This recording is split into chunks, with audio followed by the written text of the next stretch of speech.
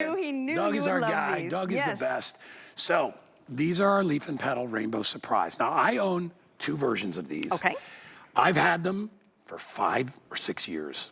They grow every season. I have buds already. Yep. I love the compact look of them because you get way more blossoms, right?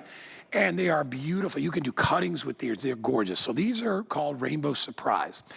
You want to talk about color. These have a blend of like pink and gold and orange and yellow. They are amazing. They have this dark, dark green foliage, which allows those blossoms to just pop. You can put these anywhere. You can put them in mixed beds. You can keep them in containers. Mine are in containers because I have a little deck outside of my house. The garden creatures love them. All right, they attract the garden creatures, not the bad ones, the good ones. Well, the butterflies and all that stuff. Right, pollinators. And they are a very, very adaptable rose. Not all roses grow everywhere. These grow virtually anywhere. Yep, that's right. Just eye-popping colors. And I think this one is so unique because what's great is they start yellow. And as they go through that blooming process, you can see they start to turn. The little edges are starting to get that pink and orange color. And these are really great and unique roses because they grow like grapes. And Guy, everything you said is 100% right. You get more blooms on these mini roses. And listen, I love the long stem traditional roses as well, but at any given time, I might only have, 10, 11, 12 roses on it. With these, you can have 100 of them. You're getting 3 of them, and I'm just gonna kind of hold up what we call our ship samples. Again, they grow really healthy. I didn't know you got all 3. You get all 3, and Wow. you can see there's even buds. The one that is in the middle here that I'm holding. Look at them. That's a They little got a bud. little bud on top. So you can see. I love that, yeah. that they don't need to be fully mature before they start doing buds. Oh, they're ready By the to way, grow they do have right little, now. They have little thorns on them, so be careful. They're Be roses. careful. Yeah, exactly. Now, they will be blooming all the way from spring through the end of fall. So if you're looking for something that's a staple in your garden, all season long, we are going to want to grab these. The color is unique. Now, of course, anytime you're going to plant anything, you always want to make sure you're watering it, okay? If it's in containers and it's in the full sun, which they love full sun, Yeah. But you're just going to want to make sure that you're watering it daily. And if you go on vacation, have somebody look after your I mean, just plants. once They're during the babies. week. They're pretty hardy and they're pretty tolerant. I've left mine for a week without watering them, but I live in Florida, so chances are it rained outside. You know it. But do things like that. But look at what you're going to have. I know everybody gets curious. So how old is this one? This To be is honest, yeah. probably the first year. Really? Yeah, if you treat it right and you water it. Mine maybe look the like second this. one. They yeah. don't really get much bigger than that. That is correct, Yeah. they don't. So it's more of a compact style, which is great for containers. It's great, you can grab a couple sets, you're getting 3 of them, you can line your sidewalk with them. It'll pull in those pollinators, and it can handle the frigid temperatures. So again, even if you're up in the north, you're gonna be able to grow roses. They won't even die back. They'll just kind of stop producing their flowers. You give it some of that fertilizer. Yeah. You know what's funny? What? What I know a lot about these plants anyway, but they always say these do not have much of a smell scent. it too. They do. They actually do. These, I have a cutting right here, and it's a real one. These are all real plants.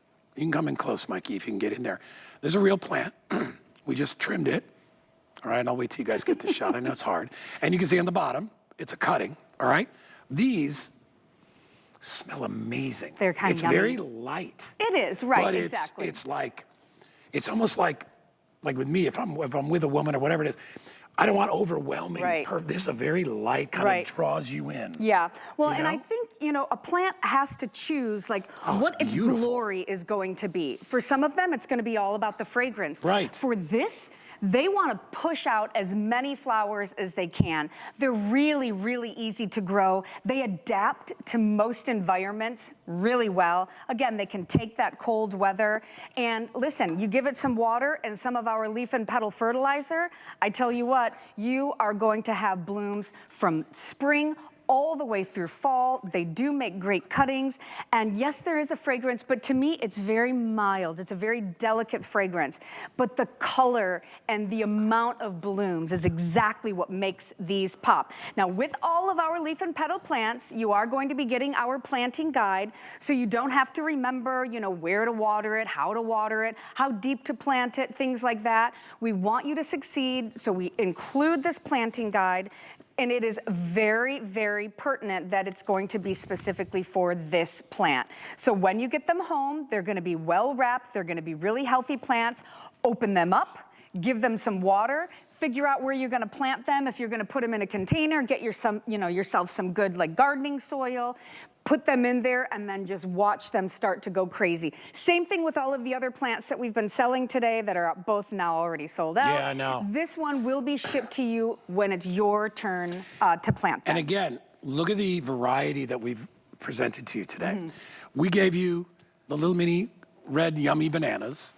Then we did the hummingbird mint, which is a completely different shape, right? People like a lot of different texture in their garden. These can be low-lying, right? Or they could be out on your deck. And then you could have that hummingbird mint kind of shooting up around it. You really, you know, Carrie knows more about this than anybody about garden, the garden design and landscape design. So you don't want to get everything that's the same, but these are going to give you a very light fragrance. They're going to give you an amazing amount of color. And you can cut these and you can bring them inside. You can give them as gifts, right? You want to do a little bunch of flowers for grandma. I go to thrift sales all the time. Oh, yeah. And I pick up little mini vases. And then if somebody comes over with a gift, I'm like, oh, I have something for you too. Quick, quick, quick, go into the garden, chop off, you know, a few of these mini roses. We have about 1,900 left. Now, I know you're like, oh, 1,900. You got to remember the millions of people that are watching. And not only that, remember, we had, what, 1,500 of the bananas. So they go very, very quickly. In fact, Kyle, our wonderful producer, just put up our left counter. We're okay for this show, but these are gonna go quick. These I would call a staple. Or if you're not a gardener, these are a really good one to start with because they're not that hard to grow for roses, right? And they're very adaptable. Insect tolerant. Absolutely. And disease, you know, they're better at handling, you know, those typical rose diseases. Real quick, before I let you go, guys, I want you to know that we always have this leaf and petal fertilizer